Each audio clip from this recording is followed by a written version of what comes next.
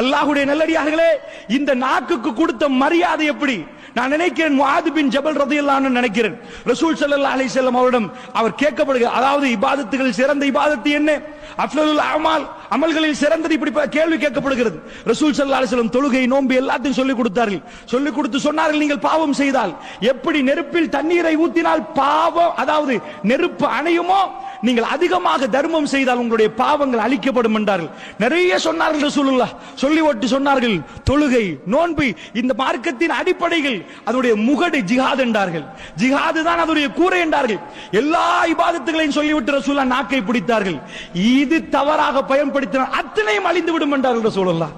இந்த நாக்கு பிழையாகி விட்டால் அவர் கேட்டார் திரும்ப, யா ரசூலல்லாஹ், நாக்கால் ஒருவர் நரகத்துக்கு போவாரா யா ரசூலல்லாஹ்?